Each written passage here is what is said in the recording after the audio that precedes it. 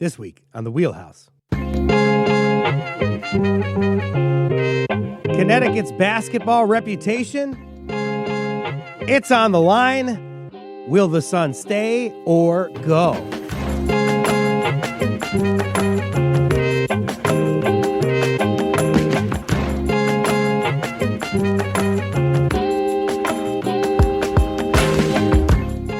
For Connecticut Public, I'm Frankie Graziano. This is the Wheelhouse, the show that connects politics to the people. We got your weekly dose of politics in Connecticut and beyond right here. It's been a dramatic summer for women's basketball in Connecticut. The Mohegan Tribe is considering selling the Connecticut Sun, the WNBA team that's called Uncasville home for more than 2 decades. And with record-breaking offers on the table, the future of the team and whether they stay in Connecticut is now in question. The WNBA may be trying to buy the franchise, which has some state leaders worried that the league could force the team out of Connecticut. Senator Richard Blumenthal has even warned the WNBA it could be violating federal antitrust laws if it interferes with the sale. He joins us now to talk about what's at stake for Connecticut basketball fans and what comes next. And also some breaking news that I know you all want us to get to. Senator Richard Blumenthal, thank you so much for coming on the show. Thanks for having me. Glad to be with you. Glad to see you this morning. Thank you for checking in. Folks, if you have questions for Senator Richard Blumenthal or us here today, maybe you're a federal employee concerned about the government shutdown. That's the breaking news that we're going to get to with Senator Richard Blumenthal. Give us a call, please. So that's where we're going to start, Senator. With Congress failing to fund the government, you were a part of those negotiations. There is now a government shutdown. What's happening at the White House today? There is a government shutdown, but there's also a path to cut it short. Okay. Which is for Republicans simply to agree to extend the subsidies for healthcare insurance that have existed under the ACA and provided 130,000 or more people in Connecticut, millions around the country, with affordable health insurance that will end at the end of this year. And there's an urgency because people are right now buying health insurance on the open enrollment market, and they're wondering whether they will have these premium tax credits, as they're called, health care insurance subsidies. And in fact, premiums have risen an average of about 18% because insurers are anticipating there will be no subsidies, and therefore they'll have to insure more of the sicker patients with higher costs.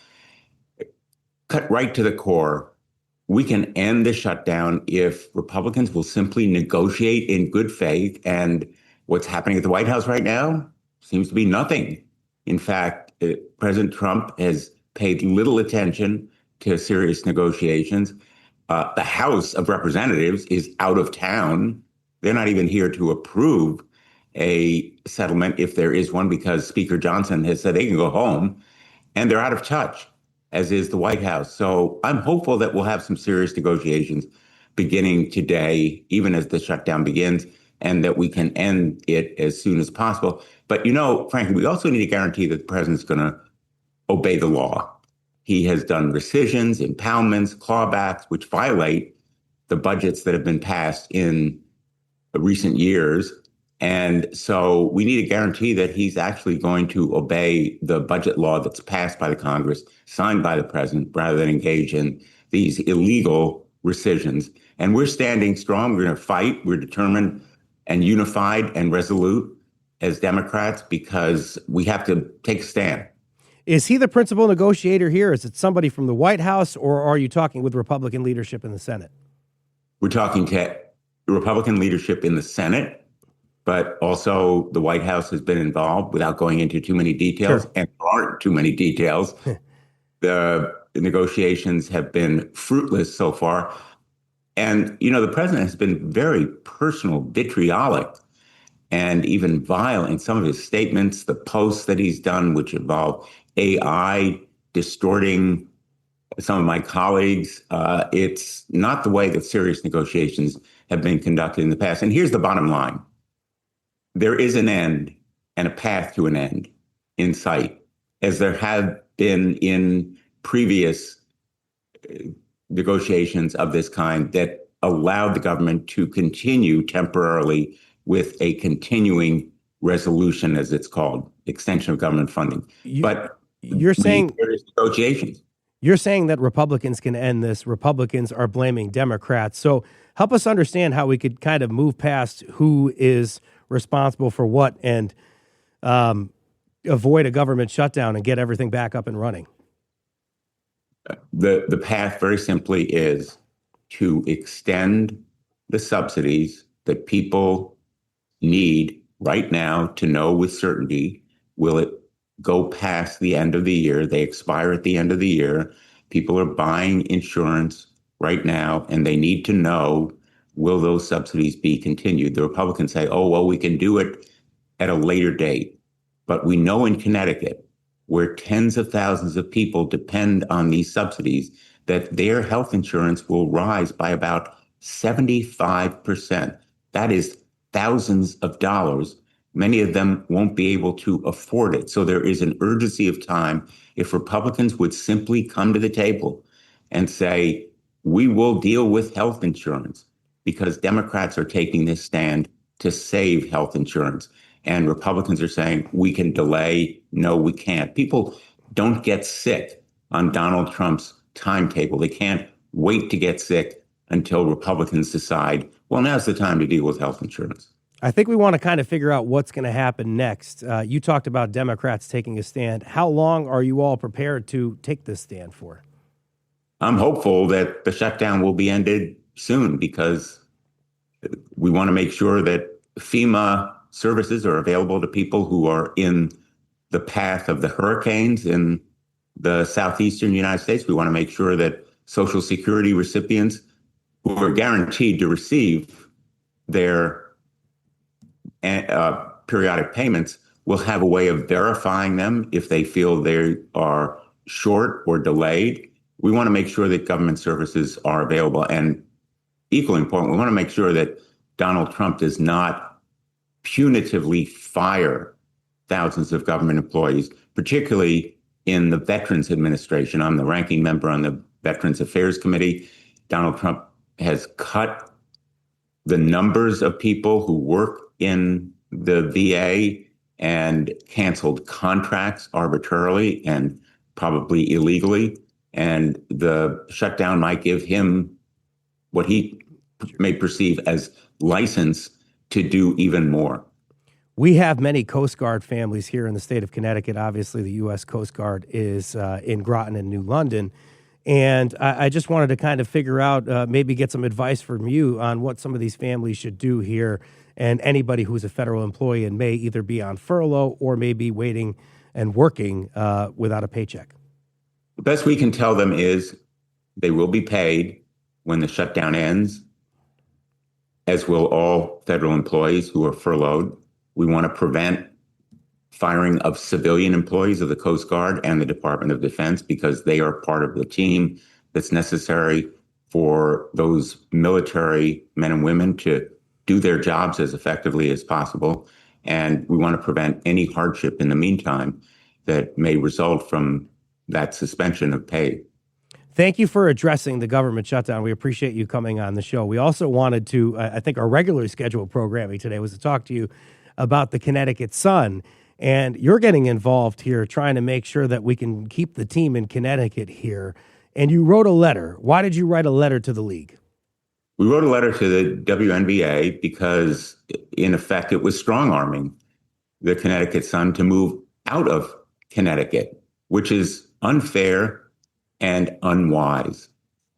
The letter basically says that the WNBA may be violating antitrust laws by interfering with the decisions made by the owners, Mohegan Sun, and potential bidders from Connecticut who want to keep the team in Connecticut, whether in Uncasville or Hartford. When the WNBA strong arms one party for whatever personal or political or financial ends it may have, and interferes with the kinds of business decisions that should be made freely by the people who own or want to buy a team, it's potentially violating the antitrust laws. It's using its powers of governance or its market power in a way that is prohibited. And that's the warning that I conveyed to the WNBA. But, my involvement here is largely the result of our wanting to keep Connecticut Sun here as a matter of our fans, our economy. It's great for business in Uncasville and could be wonderful for Hartford if they play some of their games there. And of course, Connecticut's the basketball capital of the world, college basketball, and we have a fan base for professional basketball, women's basketball as well. We're a leader in the whole country in women's basketball, and we need to keep here a professional team that embodies that great tradition. An argument that may be made by a sports analyst here later in the show is that the WNBA is kind of passing the Sun by, and it's just happened in recent years where we've had the Golden State team, the Valkyries, just jump in, and they've got the Chase Center in San Francisco that has about 18,000 seats or 20,000 at its disposal. There's a lot of capital coming into the league. All the success that we have as the basketball capital of the world, all the people that go to the games in Uncasville, is that enough to overcome what the WNBA is seeing here as a potential big-time bonanza here by getting maybe some new ownership involved? We should be standing up for the fans, not for the big financial giants or billionaires who may be investing in these teams. The measure of success for a basketball team, not only their record of wins and losses, but also people who support them, who go to the games, who buy the merchandise, who look to players as role models for young women. We are the basketball capital of the world, and most particularly for women's basketball. So there are real advantages and assets here beyond simply the dollars that the WNBA may want big financial interests to earn. We have a stake in basketball here that goes beyond the profits. We need to put the team, its fans, and our economy above those profits of the billionaires. Last question I have for you here, Senator Blumenthal. You sent the letter. You talked about potential antitrust law violations. How are you watching this? What is your next step? What might push you to act? Well, what I said in the letter is that I will call for an investigation by the Department of Justice or the Judiciary Committee, where I sit, if the WNBA continues to try to strong-arm the team or its investors or buyers in a way that is inappropriate or illegal. And I will be following very, very closely what the WNBA is doing. Connecticut really deserves this team, and the team deserves Connecticut. And I'll use whatever authority I have as a member of the Judiciary Committee. I enforced antitrust laws when I was Attorney General of the state of Connecticut. So I know something about the federal laws as well as our state laws, and I'm going to insist that the WNBA obey those laws.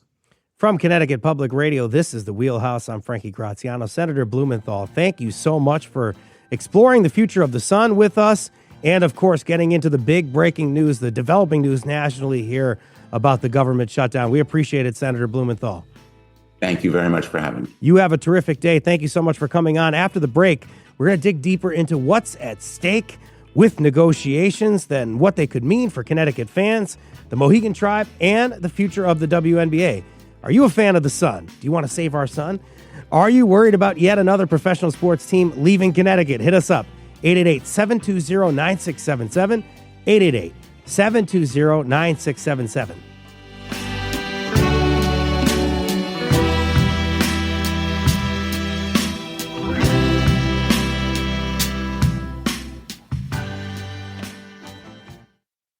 This is the Wheelhouse from Connecticut Public Radio. I'm Frankie Graziano. The sale process for the WNBA's Connecticut Sun has been anything but smooth. The Mohegan Tribe, the team's current owner, is weighing multiple offers, including maybe one from the WNBA. Joining me now is Connecticut Mirror's economic development reporter, PR Lockhart. Thank you so much for being on here. All right, thank you for having me. And it's a pleasure to meet you. I'm very happy to have you on the show. Folks, you want to give us a call, 888-720-9677. You a fan of the Sun? Do you think maybe we don't need to be spending pension funds as what's rumored to be happening? If that's something you don't want to happen to keep the Sun in Connecticut, give us a call, 888-720-9677. PR, we just heard Senator Blumenthal and his reaction. He's worried about the WNBA trying to take the team out of Connecticut. Can you break down some of the basics in terms of what offers the tribe is weighing? Yeah. My understanding is there's a few directions that the sale could go in. Yeah. So, right now we're kind of looking at four, I'd say, different deals. The first one is the big one that gets all of our attention in August, where we're seeing Boston Celtics minority owner, Steve Pagliuca, yes. We see him offer around $325 million for the Connecticut Sun, which that's a record amount of money. That would make that make it the biggest sale we've seen of a WNBA team. So we see that's offer one. We think that sale's finalized at first. We find out later that it's actually not. So once that comes out, we then see a team of investors in Connecticut led by former Milwaukee Bucks owner Mark Lasry. They offer the same amount of money, $325 billion. Those are the two easiest to explain and understand deals. We then see a third deal that the Lamont administration and, Treasurer Russell and some other people kind of talk about on and off, which, as you mentioned, is this pensions funds deal. That deal is both really complicated and also the one we know the least about. From what we've heard the governor say, pension funds could be used to purchase some level of ownership in the Connecticut Sun. I believe in an interview very recently within the past week, he offered as much as half of the $325 million deal. So, around $162 million. He said the state might put up that half and then private investors put up the other half and we still get to 325. However, he's also said that the state could also just purchase a minority stake and they have not said what that amount might be. So we're looking from anywhere between, 0 to 162 million. It could, and it could be at least like the 100 million. It sounds like to build the practice facility. Yeah. $100 million for a practice facility. Just for reference, PR said that $325 is a lot of money. $325 million is a lot of money. The Las Vegas Aces were sold 4 years ago, as Sportico reported, for $10 million. That is 32 and a half fold of that much money. Yeah, no, and when Connecticut, when, we see the Mohegan Tribe first buy the Sun, back when it was the Orlando Miracle in 2003, they bought it for $10 million. Yeah. So, we're now seeing this team potentially sell for, 30 times that, which the WNBA doesn't want to happen, which gets us to the final option, which is deal 4. And that's what the WNBA is kind of putting forward. And they've basically said, we have a line. Our line is set up so that people who have applied for an expansion team get priority in any relocations. And they're saying that the Sun moving to Hartford or Boston, either way, would count as a relocation, at which point they get to actually control who it goes to. The WNBA also wants to set the amount. They're saying that the Sun should not sell for any more than $250 million, which, that's advantageous to the WNBA. It's very advantageous to the NBA. We're seeing the NBA really push to start having ownership be shared between NBA and WNBA teams. That's part of why the WNBA wants the team to potentially go to Houston, because the guy there also owns the Rockets. But again, that's kind of the last thing the WNBA has said. They seem to kind of be ignoring offers 1, 2, and 3 as of now. We kind of don't really know where they're going to land. It seems like this is going to be a kind of a long haul deal for the next couple months. And Lasry and Pagliuca are in ownership in the NBA, but not good enough. They're not majority owners. They're minority owners for both the Celtics and Bucks, respectively. Yeah. From a business standpoint, what do we know about how the Sun does in every game? It seems like the stands are relatively full every game. Yeah, no, the stands are relatively full. And they've actually, been getting fuller over the years. I want to say this year's hard to talk about because the Sun didn't have the greatest season. But attendance-wise, they were still averaging around 8,600 attendees a game, which wasn't great this year for attendance, but does show that they're continually getting more and more people in the stands, even as Mohegan Sun is kind of being seen as a lesser, I want to say, facility right now. So they definitely are getting people. The Sun also in the past 2 seasons, they've sold out TD Garden in Boston. They've sold it out twice. So there are definitely people in the region interested in going to games. There are definitely people who want to watch the Connecticut Sun play. I think right now the question is, where can they play with better facilities? People's Bank Arena in Hartford, which is kind of one of the places on the table, they argue that they're going through a $145 million renovation. They say, we have the ability to give you guys everything you need if you do come. Boston, they're obviously making the same argument. But I think it's kind of just on the WNBA to kind of figure out what they're going to let happen right now. PR, I understand we have a caller right now, and maybe somebody who's very intimately familiar with what's trying to happen between the Sun and maybe the state of Connecticut and the city of Hartford. Go ahead, caller. Hey, this is Mayor Arun Naralampulam. Listening to the radio heard. I thought it was, but I wanted to hear it to believe it. How are you today, sir? I'm good. How are you guys? I'm doing well. Hey, what do you want to talk to us about here today? Well, I think that the reporting on this has been primarily about the numbers on the deal and not on how sort of unprecedented it is for the league to step in this manner and with this level of heavy-handedness. I mean, first of all, I think we all know that Connecticut has had a significant impact on the development of the women's basketball game. And half of the folks who play in the WNBA have come through Connecticut, either in stores or in Hartford, to play for or against the UConn women Huskies. And they love Connecticut. And we have supported women's basketball for decades, long before it was popular, long before Caitlin Clark or anybody else was in the league. And we've shown that we can create a successful franchise. I mean, this franchise is now, the value of it is 32 and a half times what it was just 20 years ago here in Connecticut. And we sell out college basketball games all the time in Hartford. And before the season, we were selling out at Mohegan, but it can be hard for some folks to get to Eastern Connecticut. Here in Hartford, we sell out a 16,000 plus seat stadium regularly for college women's basketball games, which is incredible. I mean, the largest stadium in the WNBA is 18,000. And so I think the Sun can be really successful here in Hartford. And what the league has said is that not only are they going to block this deal, the most competitive offer on the table, which is to keep them in Connecticut and have them play here in Hartford, which I think is far beyond the authority they have, and we can talk about that in a second. But there are other cases in which I do have some business I have to take care of with PR, but I'm going to keep you on the phone for a second here. I got a couple of quick questions I want to ask you. Number one, all right. You were involved, I think, with the effort to save our Sun. Maybe could you just explain the interest that you have in the Sun staying in Connecticut here?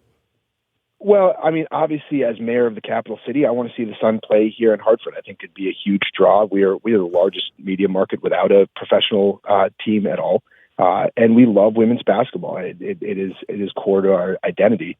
But also, I mean, for the league to steal a team from the state of Connecticut, for them to undercut a Native American tribe by $75 million, what they're saying is that they can't take the $325 million offer. They should pay they should give it to the league for $250 million, which is cheating a Native American tribe out of $75 million. And then to hand it off to this owner in Houston, who is, by the way, a Trump donor and Trump appointee, to take this franchise to Houston. I mean, it shows a complete lack of values in this league, and this league that so many of us women's basketball fans really believed in for so long. And Kathy Engelbert has come under fire for other reasons in the last 24 hours by Nafisa Collier. But I think a lot of folks are questioning the leadership of the WNBA and should question the leadership of the WNBA when they make decisions like this. Nafisa Collier, you mentioned, is in the place for the Minnesota Lynx, but a UConn legend as well. And maybe that's something that the Sun are going to have to consider, because right now They lost a lot of their star power, including Alyssa Thomas, who will now be playing for a WNBA championship with Phoenix, not with the Sun. And maybe there's some more to get here. Mayor Arulampulam, I want to talk to you all day about this. I'm going to reach out to you privately here to talk to you more about it. But I gotta move on with PR here. Thank you so much for giving us a call. Thank you, guys. I appreciate it. Is this kind of what you're hearing in your reporting, what he's saying? Is there a lot of concern about the WNBA's involvement in this? Yes. Okay. Yes, there's definitely a lot of concern. I think as the mayor rightfully points out, this does seem to be the WNBA trying to finesse all sides of the deal. They are trying to dictate who the team is sold to. They're trying to dictate how much the team is sold for. They are, ignoring all other offers, including the counter offers that would keep it in state. And, we can't let go of the fact that most of the WNBA is also influenced by the NBA.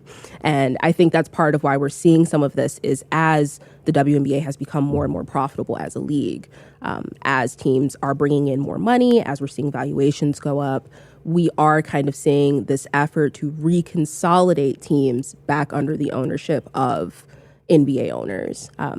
And, it is really unfortunate, as the mayor pointed out, that, the Mohegan Tribe is being affected by this. They were actually the first independent owners of a WNBA team. They really made this purchase of the Orlando Miracle at a time where the NBA itself wasn't even really viewing the WNBA as worth investing in. And now that we're seeing this team reach this very high valuation for the WNBA to now kind of step in and say, no, it is kind of very difficult to swallow, I'm sure. First ownership group to turn a profit in the WNBA as well. Governor of Connecticut says the Sun should stay put. What's he doing to keep the team here? I think that was part of maybe Deal 4 that we were talking about. Yeah. Behind the great big doors here, advantageous to the Mohegan Tribe and ownership here. Mm-hmm. Yeah. So, I believe we're going to talk a little bit more about the pension deal in a second. But that's kind of the main, offer the governor's kind of like the face of, at least, is the pension deal. But he is also in support of the counter offer from the private investors in Connecticut. I personally think that he might prefer that one a bit more because then you're not playing with state money. So, is there a pathway to, and we don't know much about the pension deal. Yeah, we do not. But is there a pathway to more money going in the pension fund? So it's hard for me to say this, but is there a pathway for this investment in the Sun to benefit the pension fund at some point, even though they're taking money out of it? I think I'm going to have to, unfortunately, because I am not the Sure. And I don't think anybody really knows much about that. The expert on pensions. I would refer you to Keith Faniff over at the Mirror. Yeah, he's been leading our pensions aspect of this. Pay attention to ctmirror.org for more of that. But you're reporting that they are considering using the pension funds to purchase a minority stake in the Sun. Are they confirming that is the consideration? I think you said that there was a story out there that he was talking about that a week ago or something like that. Yeah. So basically a few days ago, we see the governor doing an interview, and he kind of starts discussing what the actual financials of the pension deal might be. He says they might use part of it to invest upwards of $160 to $163 million. That's the most we've seen as far as actual numbers being put down. We don't know where they actually would end up. I think that pension deal has been really controversial. State legislators, especially Republican legislators, have argued that, state government needs to have more of a say as far as state lawmakers. They would want to approve something before it actually goes through. The governor has promised that he would ensure that this is going to be a sound financial investment for the state before he actually, says go on using pension funds. So, the hope would certainly be that if the money got used, Connecticut is going to see a return on investment. But right now, it's kind of all the details of that are just fully up in the air. You talked about potential opponents of this. We reached out to the largest union of public sector employees in Connecticut to comment on the prospect of pension funds being used to buy an ownership stake in the Connecticut Sun. Logan Williams is a communications assistant with Council 4 of the American Federation of State, County, and Municipal Employees. If you follow legislation here in Connecticut, you may know them as AFSCME Council 4. They emailed a written statement to Connecticut Public. In it, the council says the investment in the Sun wouldn't be a good one in their mind, and that the state should instead focus on hammering out a new contract with the union. Quote, these members have put their hard-earned money into the pension fund, expecting a secure retirement, not for it to be used on a sports franchise that plays 18 games a year in Connecticut. We urge the governor to leave the distractions behind and focus on preserving public services and respecting the state employees who provide them every day. In your recent reporting, PR, you also talked to sports economists about whether the Connecticut Sun helped the local economy. What were some of your major takeaways from that conversation? Yeah, so, part of that reporting was a little complicated because we don't have the specifics of an exact deal. For example, you mentioned the practice facility. If that were to need to be constructed in Hartford, that adds a different wrinkle kind of to all of this, because now you're seeing, potential investments, potential tax breaks. You're seeing, the city of Hartford probably have to involve money in some way or another. And then it becomes a question of, was that money worth it? I can't really consider that question right now because I don't have that exact terms of that deal in front of me. But what I would say is generally sports economists, when I spoke to them, they kind of ranged from professional sports have some impact to professional sports don't really have any impact. And I think that they said that for a couple of different reasons. One, professional sports teams don't play enough to kind of produce like a very sustained long-term impact on an economy. They certainly can generate a lot of money in a burst, but the question is that burst actually enough once you kind of balance it across a year? I think also with Hartford, because of where People's Bank Arena is, there's a question of, how far is that money going to get spent? If you're a business on Pratt Street, Connecticut Sun coming to town is going to be great for you. UConn's been great for you. You're right there. You're a business right there. If you're further downtown, I can't necessarily say that you're going to get some of the pickup effects of thousands of people being downtown. They might instead choose to just hop in their car and get on 84. 84 is right there. So I think that's kind of where some of those questions come from. Studies certainly argue that there aren't many economic effects. But to be fair, those studies aren't specifically looking at WNBA teams. They weren't specifically looking at cities the size of Hartford. So, it's complicated, but the evidence doesn't suggest, at least, that Hartford's going to see a ton of impact. And the Sun in recent years, as we mentioned, had star power in terms of Alyssa Thomas. Now they have Tina Charles, but Tina Charles is a veteran, maybe past her prime, so to speak, but nonetheless still had a good season for the Sun.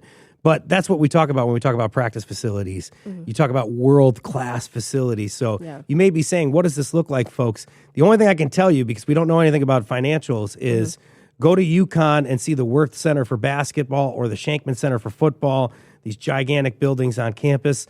Drive up 90, and in Boston, as you enter Brighton, you'll see the Celtics facility and the Bruins facility, the Warrior Ice Arena, right next to each other. It is big business, and that's how you get superstars. PR Lockhart is a superstar reporter for the Connecticut Mirror. Thank you so much for coming on the show today. Thank you for having me. It was so nice to have you, and please pay attention to PR's work as an economic development reporter at ctmirror.org. You've been listening to PR Lockhart, Connecticut Mirror's economic development reporter. After the break, we're going to talk more about women's professional basketball in Connecticut and the case to keep the Sun in the Constitution State. Hit us up, 888-720-9677, 888-720-9677. More Wheelhouse after this.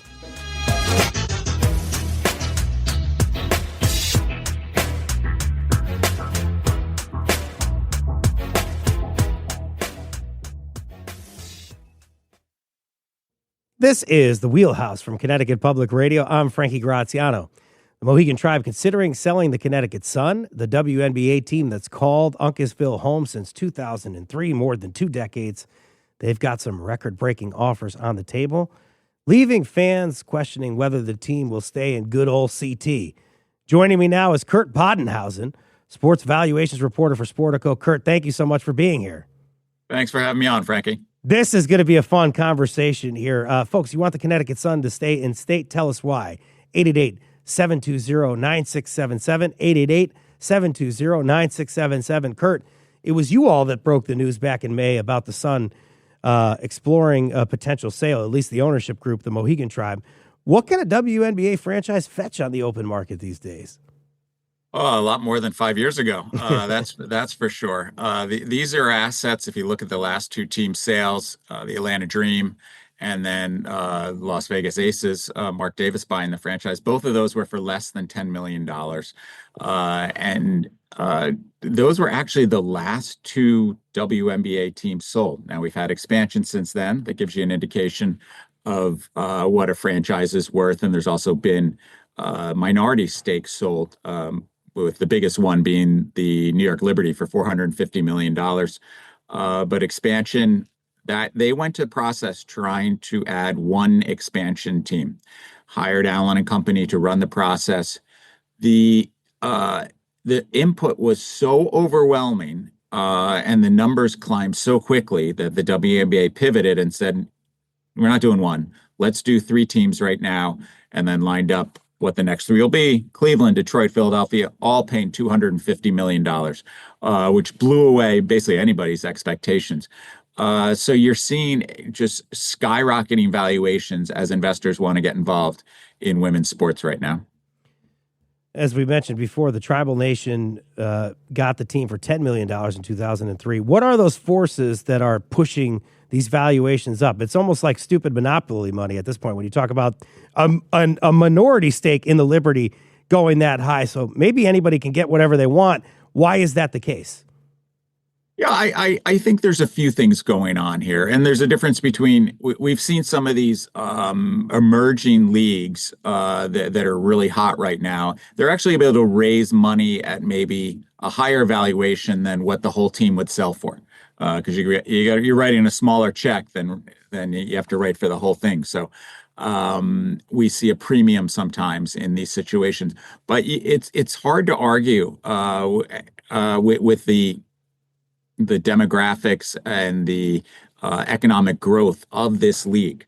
It was certainly undervalued when people were paying $2 million, $5 million for these franchises. And is there a little froth? Is it a little bubbly right now? Probably. But you can make that argument across all sports leagues right now. People typically look at sports teams from a valuation standpoint at multiples of revenue. So they don't necessarily think about profits and losses like you do with a traditional company, but they look at revenue multiples, and revenue multiples have climbed across sports. Sportico's most recent valuations, we had the average WNBA team worth 12 times its revenue. That's just ahead of the NBA at 11.9 times. Now, and then you drop down to the NFL's next up at just over 10 times revenue. So right now they're being valued on a revenue multiple standpoint higher than the NFL and just ahead of the NBA. But the NBA and WNBA are about to see a massive uptick in revenue once their new TV contracts kick in next year. So that'll bring revenue. In this case, the NBA is kicking in this year, 25-26 season. With the WNBA, it'll be the 2026 season. So that 12-fold figure will come down as a result. And you're saying it'll come down, but prices will accelerating pretty quickly. Sure. Our valuations that we did in the spring had the average team worth $269 million. So just a little more than the expansion number. That was up 180%. From when we did it the previous year. Hold that $269 million figure in your pocket for what I'm going to ask you in a couple of questions. But first, back in August, it was the Boston Globe that reported that the team would move to Boston. That hasn't happened yet. The league also reminded reporters that it has to approve a sale, but league representatives had said they'd only consider expansion bids and that Connecticut and Boston hadn't submitted those. What's the problem for the league's standpoint with the Boston bid and Steve Pagliuca? Well, again, when a team is put up for sale, it only owns the rights to your team in your specific market. I mean, if you think about this, where teams could just move willy-nilly to whoever wants to buy the team and move it to their city, it would create chaos throughout professional sports leagues. If some, super rich guy says, I want the Dallas Cowboys, or I want the New York Yankees, and I want them to play in Torrington, Connecticut. I want them to play in Connecticut. Yeah. You can't just buy the team, reach an agreement because you're paying an unlimited amount of money, and move the team. Relocation always sits at the league office, and that's not unique to the WNBA. That exists across all sports leagues. So you are able to sell your franchise to somebody in your local market, and that person also has to be approved by the league, of course, and their finances have to be in order and all of that. So the idea that the Mohegan Sun tribe could just do a deal and move it to another location without the league signing off is always a non-starter. And there's also the problem of affiliation. Steve Pagliuca, not a majority owner. He is a minority owner. Why is that important? Well, we've seen in recent years, I mean, Pagliuca's out of the Celtics. He tried to buy the team when the Grousbeck family put it up for sale. Former, yes. Thank you for that distinction. So that is an important distinction because the recent trend has been to award teams that have affiliation with NBA teams. And so Cleveland, Detroit, Philadelphia, the three most recent expansion teams, all also own NBA teams. And Kathy Engelbert, commissioner of the WNBA, made it very clear that the next person in line, basically, or the next city in line, was Houston. And the owner of the NBA franchise there, Timlin Fertitta. So the economics work much better when you are affiliated with an NBA team. It's very tricky for these, the handful of unaffiliated teams we have left in the WNBA to compete because there's shared costs when you own both an NBA and WNBA team. You often have the option of a larger arena, again, with shared costs. You talk to unaffiliated teams. Caitlin Clark comes to town. Makes a lot of sense. You move to the local NBA arena or an arena that can sit 18,000 people. Well, that's really expensive if you don't do that all the time. You've got to, put up a lot of money. Again, you bring in a lot of revenue, but it also costs you a lot of money. So your profit isn't necessarily what it might be if you already own or operate your large arena as an NBA team. So that's the tricky component there. Steve Pagliuca made a run at the Celtics. He ended up losing out bid to Bill Chisholm, and not for nothing, Bill Chisholm has stepped up since he bought the Celtics and said, I ultimately want a WNBA team in Boston. So I don't know if that's going to work to have a WNBA team in Boston, one in Connecticut, and one in New York, correct? That might not necessarily work. We'll see. Well, that's what we're dealing with the legacy of the Whalers here, Kurt. That's what you're dealing with when you're on the phone with us. Hey, it's a lot of people, chasing a similar fan base, but there's a lot of people between Boston and New York City. And you said the rights to the franchise in a certain area, and that's always something of import to mention. I went to a game back in August, Kurt, and I went up to the concession stand. I was trying to buy something. I won't say what I was buying at the game. I was having a good time. But I saw these little pamphlets there that said, Save Our Son, and you got a QR code that you can click to give you some information on how you can keep the team in Connecticut. It's a history of success here, Kurt. We got that fans could point to 4 WNBA All-Star games in, I think, the 22 years that they've been here. 4 finals appearances, 7 years in a row of the playoffs. We got a caller that is just going to give us a comment. Our friend from Simsbury, Barbara, says it's important to focus on the microeconomics of the team. It will hurt the community if the team leaves and jobs will be lost. Kurt, does any of this matter when you're trying to keep the Sun in Connecticut to the WNBA? The WNBA and every sports league does not take relocation lightly.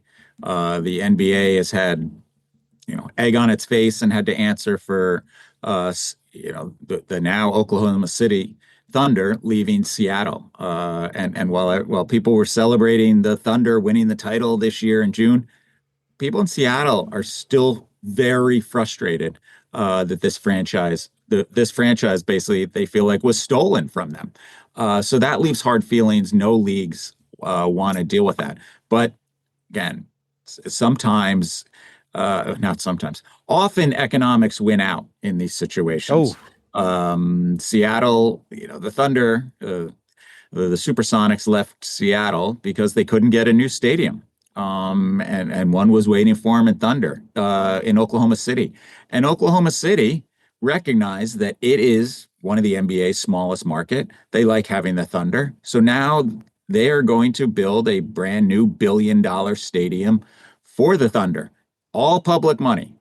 Because that's with smaller markets, they often have to put up significant public money to keep franchises in the area. And is that a situation where Connecticut can succeed in this? We talked about this on the phone. We talked about the Buffalo Bills as an example where they put up all this money. But the argument that Senator Blumenthal was making that Mayor Arulampalam of Hartford made when he called us earlier is that they think the WNBA is undercutting the Mohican tribe in that they think that the Sun ownership could get more money from investors in Connecticut and even the state than they can get from other people. Could that help them here? Or do we just not know enough about the specifics of the deals to say anything yet? Yeah, I don't. I've heard the rumors and the talk, but I don't know the specifics of each deal. And so it's hard to say. But if you want to make it happen, you're saying that the state's going to have to put up significant money, a smaller market, even if Hartford wants to get involved, whatever.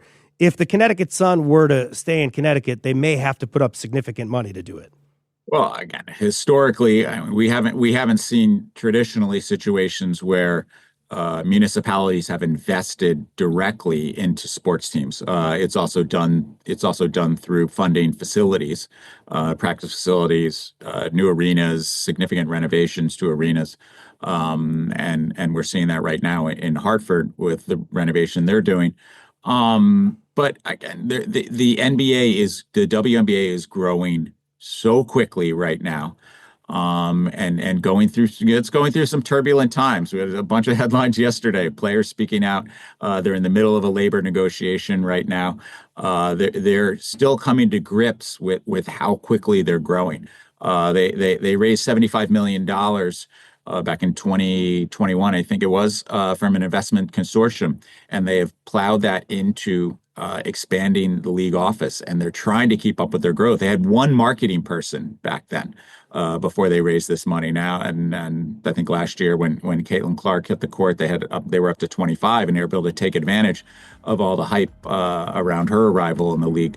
So, listen, Houston is a glaring hole. If you look at top 10 markets in the United States, about 20 seconds left.